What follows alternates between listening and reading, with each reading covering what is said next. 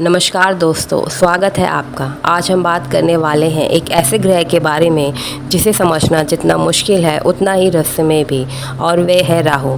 हिंदू ज्योतिष और पुराणों में राहु को एक रहस्यमय ग्रह माना गया है। राहु को समझना आसान नहीं है क्योंकि यह हमेशा सीधे मार्ग पर नहीं चलता।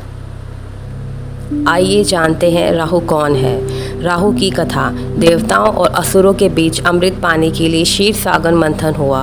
मंथन में मंदरांचल पर्वत को मथानी और वासुकी नाग को रस्सी बनाया गया। देवता और असुर दोनों ने मिलकर समुद्र मंथन किया। मंथन के दौरान कई अद्भुत रत्न, दिव्य वस्तुएं और देवियां निकली।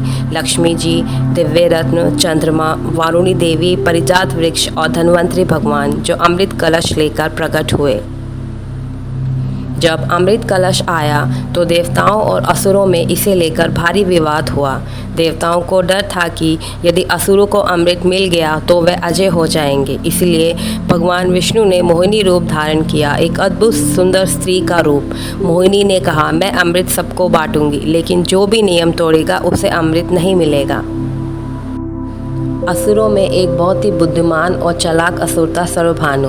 वह जानता था कि मोहिनी केवल देवताओं को अमृत देगी, इसलिए उसने भेष बदलकर देवताओं के बीच बैठकर अमृत पीना शुरू कर दिया।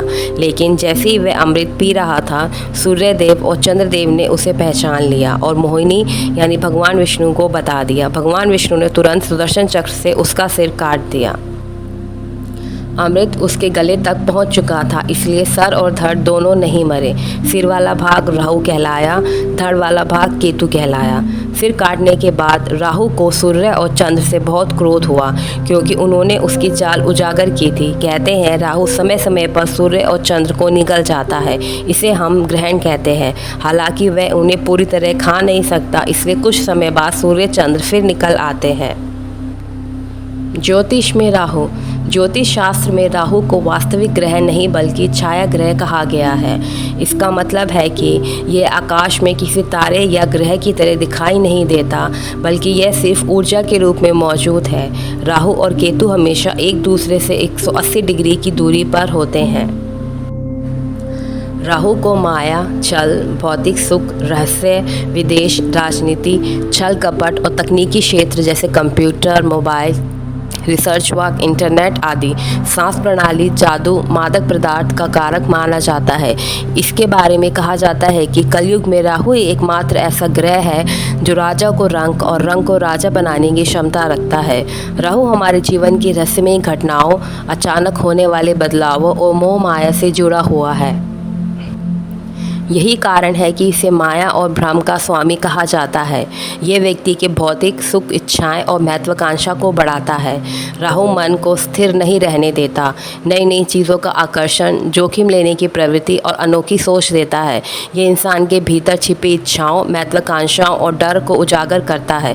यदि राहु अनुकूल हो तो व्यक्ति को अचानक मान सम्मान, धन और सफलता मिल सकती है, लेकिन प्रतिकूल स्थिति में ये कठिनाइयाँ, मानसिक अशांति और अस्थिरता भी ला सकता है। अशुभ राहु के प्रभाव। राहु जब अशुभ होता है तो जातक का मन अस्थिर रहता है, अधिक सोच विचार, भ्रमित होना, निर्णय लेने में कठिनाई आती है। शराब, नशा, जुआ, शॉर्टकट से धन कमाने की आदत, अवैध संबंध जैसी प्रवृत्तियां बढ़ सकती हैं। अशुभ राहु दुर्घटना, धोखा, कोर्ट कचहरी के मामले, अचानक आर्थिक हानि या अपमान का कारण बन सकता है। घर परिवार में शांति का अभाव, माता पिता से विवाद, पति पत्नी के बीच अनबन, भाई बहनों से दूरी हो सकती है। राहु स्किन प्रॉब्लम, एलर्जी, मानसिक रोग, सांप बिच्छू का भय, नशे से जुड़ी बीमारियां दे सकता है। अशुभ राहु जातक को गलत मित्र, साथी या धोखेबाज व्यक्ति से जोड़ देता है। राहु कभी कभी अचानक सफलता भी देता है, लेकिन वह टिकती नहीं है। व्यक्ति ऊंचाई पर जाकर अचानक गिर भी सकता है। राहु विदेशी चीज़ों से जुड़ा है। अशुभ स्थिति में विदेश यात्रा में रुकावट, विदेश में कष्ट या धोखा मिल सकता है। कुल मिलाकर अशुभ राहु व्यक्ति को मोह, लोभ, छल, झूठ, नशा और अनैतिक मार्ग की ओर ले जाता है।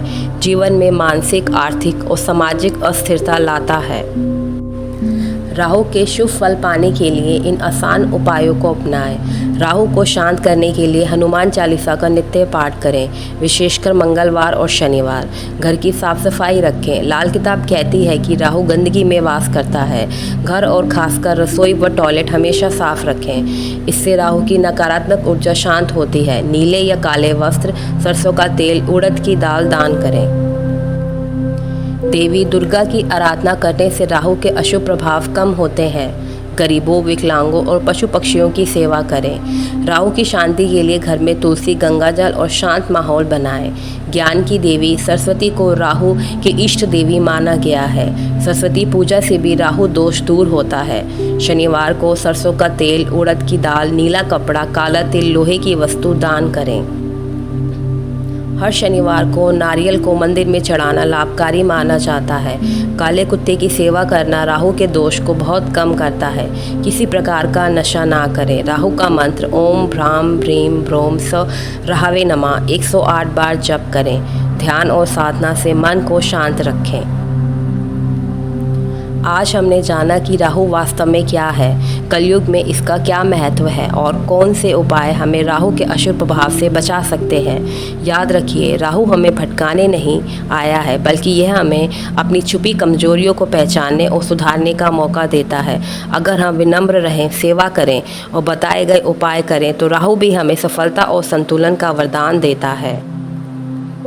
इसलिए राहु को समझने का अर्थ है अपने भीतर की छाया को पहचानना, अपनी इच्छाओं पर नियंत्रण रखना और जीवन के रहस्यों को आत्मज्ञान से संतुलित करना। राहु हमें सिखाता है कि माया और दिखावे में फंसकर अपने असली लक्ष्य को ना भूलें। जब हम धर्म और सत्य के मार्ग पर चलते हैं तो राहु भी हमारे पक्ष में काम करता है। Thanks for watching, like, share and subscribe.